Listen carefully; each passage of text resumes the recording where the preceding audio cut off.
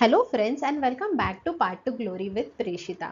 आज आपण शिकणार आहोत अ टीनेजर्स प्रेयर. ही तुमची सर्वात फर्स्ट पोयम आहे तुमच्या SSCची starting point.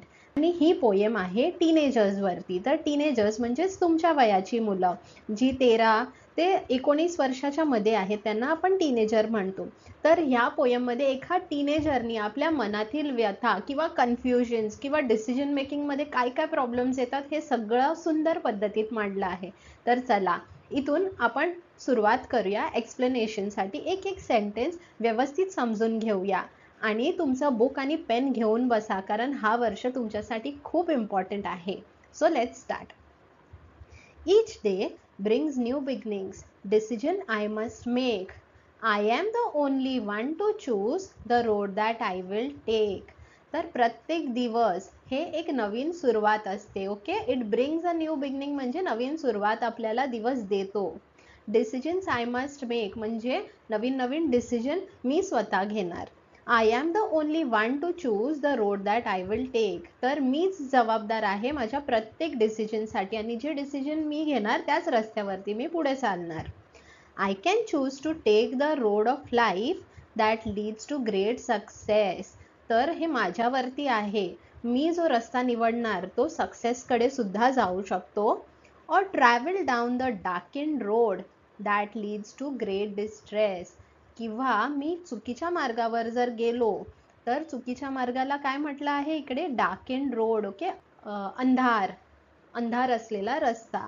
That leads to great distress.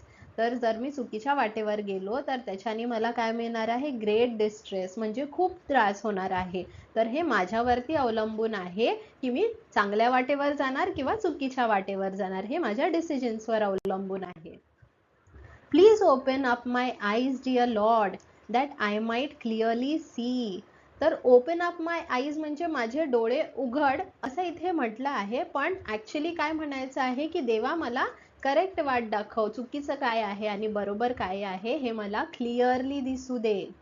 Help me stand for what is right, bring out the best in me. तर मी नेहमी जे खरं आहे, जे बरोबर आहे त्याच वाटेला मी जाऊ दे, त्याच गोष्टीबरोबर मी उभा राहू दे. Bring out the best in me, माझे माझ्यात सर्वात चांगलं आहे तसं वागण्यासाठी, त्या रस्त्यावर चालण्यासाठी मला मदत कर. Help lord to say no when temptation comes my way. तर देवा मला नो बोलण्याची ताकद दे जेव्हा मला माहिती आहे हे चुकीचं आहे. ओके, वेन टेम्पटेशन म्हणजे काहीतरी टेम्पटिंग, काहीतरी आपल्याला माहिती आहे की कोण गेम्स खेळत असतील किंवा टाइम वेस्ट करत असतील, मोबाईल स्क्रोल करत असतील, आपल्याला आवडतं ते सगळं बघायला, टाइमपास करायला, but it is not good हे आपल्याला माहिती आहे, तरी सुद्धा आपण कधी कधी ते करतो. तर देवा मला हे नो असं म्हणायला हिम्मत दे, असं हे टीनेजर म्हणत आहेत. That I might keep my body clean and fit for life each day.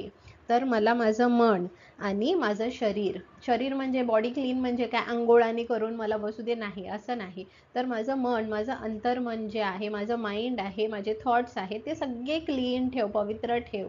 And fit for life each day, आणि मला प्रत्येक दिवसासाठी पुढे जाण्याची हिम्मत दे.